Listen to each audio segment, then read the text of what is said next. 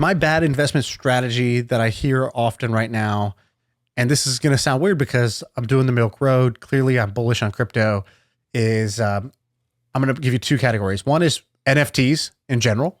I think that so much money is going to be lost and made, but the losses will far outweigh the gains in NFTs. When we look back like 5 years from now, I think it is nuts what people are doing with NFTs. They would, if you basically just describe the same asset class but without the word NFT, you would say like, yeah, cool. How much money are you putting into baseball cards? How much are you putting into works of art? How much money are you putting into these? Why do you believe that this digital art that this picture of a penguin you bought is the better investment than those? Or how about let's just simplify it. I'm going to give you 15 seconds to describe why you bought this NFT. And the only thing you're not allowed to say is that I think it might go up. Right. And the answer for most people is this sucker's going up. Right. And then the second worst answer they give you is the community. It's like, oh, you bought it for the community? What does that mean? What is the community? Yeah, tell me about this community. Oh, it's a community of people who all want this sucker to go up. Oh, cool. So you're all cheering for the same, greater fool outcome. And so I think for a huge number of, obviously there's going to be winners in NFTs, right? People are going to do well. Some projects are going to do well. If you like it, buy it. Yeah. Like if you're literally buying because you like the picture of the art and you really want to own that penguin, fantastic. But be honest with yourself. Almost everybody who's doing it right now is doing it because they think this, I'm hoping that this is the next one that goes up like crazy. And, just call it what it is. If it's a lottery ticket, it's a lottery ticket. And just say you're buying lottery tickets for, $1,000 a pop. And if that's really what you want to do it. But I just think it's generally quite a bad strategy for people to do. You were the first one who told me about NFTs, and you bought one that I thought was awesome. I'm not even a basketball fan, but you bought this Kobe one, and he was dunking and turning into an angel. And I was like, oh, that's pretty awesome. That's sick. But you sold it, and you made a profit, like $10,000 in profit, right? Yeah, I bought it for maybe $600, $800, and then I sold it for 10 grand like a month later. What's it worth now? It trades for about $2,500 now.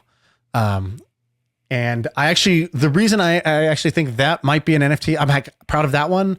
That was to learn, and B, I thought the art was cool, but I thought the art was so cool that I almost went back and bought it again yesterday. I was back on the thing and I was like, I actually really like this. Like, this is just a really cool, I agree, piece of art. And this time, if I buy it, it's not to learn or to see if it'll go up. It's because I actually like this one. But I have so many other NFTs in my kind of wallet that are just like I bought it because hey, maybe this is going to be the next one that people pour their money into, and I get this fabulous run up. But those are scratch off tickets, and do I really want to be buying $300, $500, $800 scratch off tickets? Seems like a pretty bad idea. It seems like it's not investing at all. Actually, it shouldn't even be called an investing strategy. How much money? I sound so ignorant. When you say that, when someone says that, they've bought $1,000 of Bitcoin, although it's now worth $1 million. What do you call the $1,000? Your basis? Yeah, your basis. So what was your basis for? How much did I put into NFTs? Yeah. So these probably in total maybe $5 grand, something like that. 5-10 grand. I didn't buy any of the super expensive NFTs. So I did well because early on there was this thing called Nifty Gateway, and they were doing curated drops. So it was one of the good things that was happening was yeah, they're doing well still. So that's where the Kobe one came out of. There's this artist that I had followed for a long time, this guy Boss Logic. He makes all the UFC posters. So you've definitely seen his stuff because he's Joe Rogan will repost his stuff from time to time. So Boss Logic did the Kobe one. So that's why I was like, oh, I actually like this artist. I follow him. I've bought a print of his before.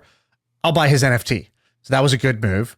And then the other one, then I got caught up in the hype and bought 5 of this thing called the Aku.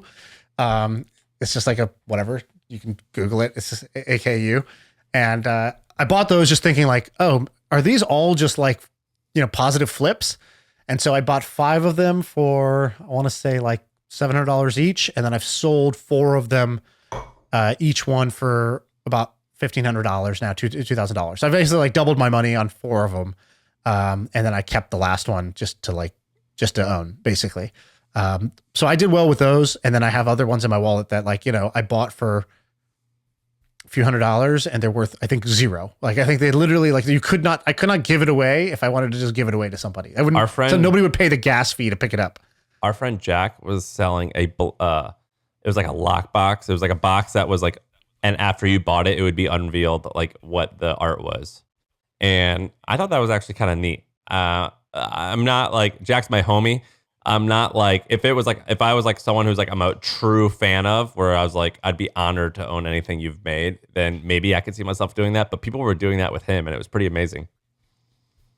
Yeah. Yeah. I think NFTs are cool. They're going to have a place. I just think that the way that most people are investing in them right now is scratch off lottery tickets. And I think that that's a bad strategy.